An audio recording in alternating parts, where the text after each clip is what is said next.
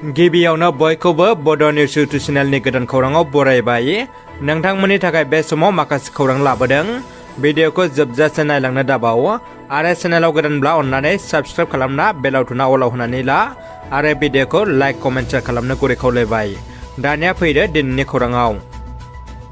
गिबि खौराङाव दङ पुलिसनि आखायाव सासे नखल रांनि दालाल 2,16,500 नखल रांजों लोगोसे नखल रां बानायग्रा मेसिनजों सासे सुबुङा पुलिसनि जियाव नांबाय।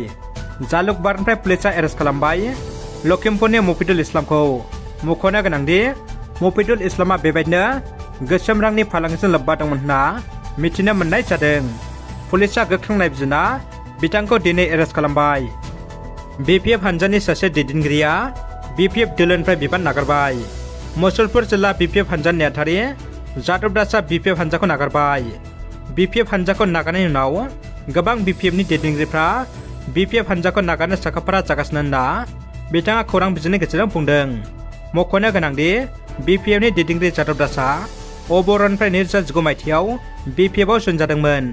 बिथाङा गावनि माखासे सार्थखौ जाफुङैनि थाखाय बिपिएफनिफ्राय बिबान एंगारो। बोसोन सावथुननि प्रिमियार श'खौ दिन्थिबाय। थांनाय हराव क'क्राझारनि बिसमुरि आरो बाक्सानि न'बस्तियाव बोसोन सावथुनखौ गिबि खेबनि थाखाय रायजो राजाफोरनि सिगाङाव दिन्थिजेननाय जायो। सावथुना रायजो राजाजों गोबां अनसायजानायखौ नुनो मोन्दों। नायगिरि बिथांमोननिफ्राय जोबोद मोजां जादों होननाय रावखौ खोनानो मोन्दों।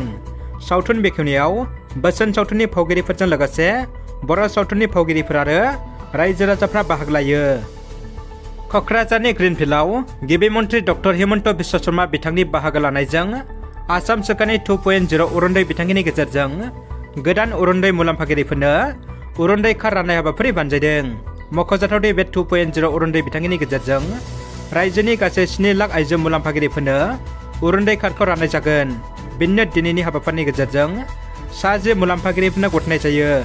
गोबां रोजा रोजा इउपिपिएल आरो बिजेपिनि मददगिरि रायजो राजाफोरनि नुजाथिनायजों खुंफुंजानाय बे हाबाफारियाव गिबि मन्त्रि डक्टर हिमन्त बिश्व शर्मा बिथांनि लोगोसे बिटिसिनि गाहाय मावफुं सोद्रोमा प्रमद बर', बिटिसिनि प्रिन्सिपाल सेक्रेटारि आकाशदीप, मन्त्रि अशोक सिंहाल, क'क्राझार जिल्ला बेंगिरि Pradeep Kumar Trivedi IAS, MLA Lawrence Islary, MLA Jiron Basumatary, M Ranjit Basumatary, M Gautam Das, M Arup Kumar De, इउपिपिएलनि गाहाय नेतारि राजु नार्जारि, लोगोसे गोबां इउपिपिएल आरो बिजेपिनि दैदेनगिरिफ्रा बाहागो लायो।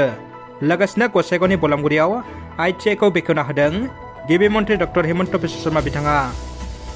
क'क्राझाराव एबसुनि खौरां मेलनि गेजेरजों दुलाराय बर' फरायसा आफादा गावसोरनि दाबिखौ सरकारा मानियाब्ला गोख्रों सोमावसारफिननो हुमखि होदों।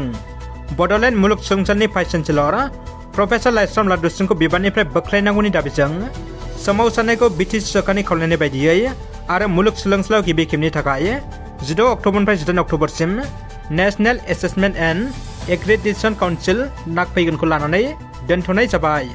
अदेबानि जेबो सावरायनाय जायाब्ला 19 अक्ट'बरनिफ्राय सोमावसारनाया जाफिनगोन। बिटिआरखौ लासैनो दखल खालामनो हागौ बिजेपि दोलोआ। क'क्राझाराव गोदानै लुफुंनाय बिजेपिनि मावखुलिखौ बेखेवबाय। गिबि मन्त्रि डक्टर हिमन्त बिश्व शर्मा आरो रायजो बिजेपिनि आफादगिरि भबेश कलिताया बेखेवना होयो गोदान मावखुलिखौ। बिटिआरनि गंफ्रोमबो जिल्लायाव बिजेपिनि मावखुलि लुफुंनाय जागोन होनना आसामनि गिबि मन्त्रि बिथाङा बुंदों। गिबि मन्त्रि डक्टर हिमन्त बिश्व शर्माया बड'लेण्ड मुलुगसोलोंसालिनि भाइस चेन्सेलर प्रफेसार लाइस्राम लादु सिंहनि हेंथायै खुगा बेखेवदों। बिसि लादु सिंहनि खामानिखौ आंबो मोजां मोनाखै होनना गिबि मन्थ्रिया बुंदों। लोगोसे बिथाङा बुंदों बिसि लादु सिंहखौ फरायसा आरो रायजो राजाफ्रा रावबो मोजां मोना। अदेबानि जोंबो बिथांखौ बिबान नागारनो बिथोन होदों। बिथाङा मान सन्मान दंब्ला दाहालागै बिबान नागारसिगौ होनना गिबि मन्थ्रिया बुंदों। दावहानि गेदेर खौरां इजराइल आरो पेलेस्टाइन दरनै हादरनि दावहानि गेदेर खौरां। बे समाव दरनै हादरनि गेदेरथार आपडेट। दरनै हादरनि दावहानि थासारिया सुग्लायनायनि सोलाय देरसिन जाफिननायखौ नुनो मोन्दों। मख'नो गोनांदि पेलेस्टाइननि हामास उदखारिफोरनि रकेट हामलाजों गिबि इजराइलखौ हामला खालामनायनि उनावनो दरनै हादरनि गेजेराव सोमोन्दोआ गिख्रंथाव जायो। हामास उदखारिफोरनि रकेट हामलाजों दासिम इजराइलाव गोबां सुबुंफोरनि जिउ खहा जादों। बेनि फिननाय महरै इजराइल रौनियाफोरा एयार स्ट्राइक खालामना गाजा सोहोरखौ धंसलीला खालामदों। मख'नो गोनांदि घन्टा मिनिट आरो सेकेन्डनि उननो दावहानि गोदान खौरां सफैदों। पेलेस्टाइननि सायाव इजराइलनि गिलु बालु हामलाखौ इस्लाम हादरफ्रा गोख्रों सोंखारिदों आरो इस्लाम हादरफ्रा खौसे जादों। बेराफारसे आमेरिका हादरा इजराइलनो बे समाव बिरखं दिङाजों लोगोसे हाथियारनि बाख्रि जगायदों। मख'नो गोनांदि जेब्लासिम हामास उदखारिफ्रा आबुङै सिलिंखार जाया अब्लासिम इजराइल हादरा गिलु बालु हामला खालामगोन होनना गाहाय मन्त्रि बेन्जामिन नेतान्याहुआ गोख्रों बुंथिदों। दरनै हादरनि दावहानि समाव रोजा रोजा सुबुंफोरनि जिउ खहा जादों आरो कौटि कौटि दोहोन दौलत न' बां सिलिंखार जादों। 2 नं सालबारि बियाबनि BPMनि एमसिएलए जय मुसाहारिया औवानि दालां लुफुंनायाव फैनानै रायजोफोरखौ हेफाजाब होफैदों। बाक्सा जिल्लानि रुपुहि हालामनि लामानि गोबाय गिजि दालां आरो गाज्रि लामाया रायजोफोरखौ गोबां जेंनायाव खोख्लैदों। बेनिखायनो दिनै आखाइ आखाइ सिखा रुवा बायदि लानानै फाहामनो थाखाय हान्थिग्रा लामानि दालांखौ रायजोनाङै औवानि दालांखौ लुफुंनो गोथैबारि दावराइबारि आरो टेटलिटन दरथाम गामिजों जयै खामानि मावलायदों।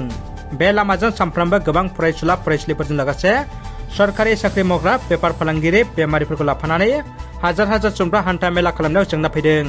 फरायसालिनि उन्दै उन्दै हौवासा हिन्जावसाफ्रा जोबोद खैफोद गोनाङै दालांखौ बारो।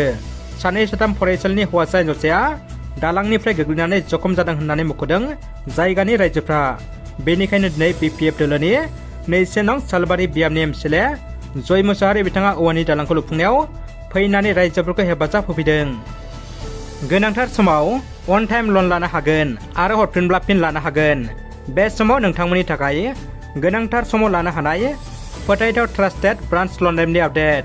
नोंथांमोना गोनांथि समाव खम सुदावनो ब्रान्च मबाइल एपनि गेजेरजों मोननैसो डकुमेन्ट होनानै अनलाइन एपनि गेजेरजों गोरलैयैनो लन लानो हागोन।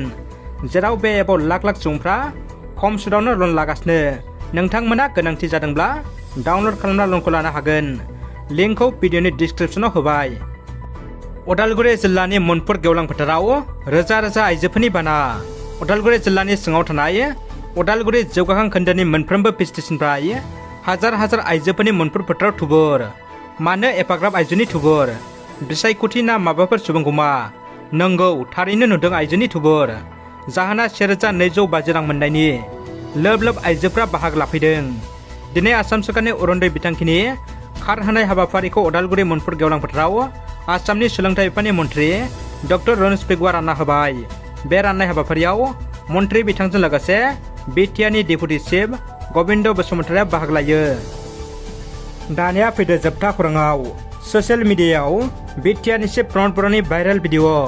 आसामनि गिबि मन्त्रि डक्टर हिमन्त बिश्व शर्माजों लोगोसे मोनसे हाबाफारियाव हान्थिनाय बुब्लियाव गिबि मन्थ्रिनि रैखाथि होग्रा नेशनेल सिकिउरिटि गार्डआ बिटिआरनि चिफ प्रमद बर'खौ नारखानायखौ नुनो मोन्दों।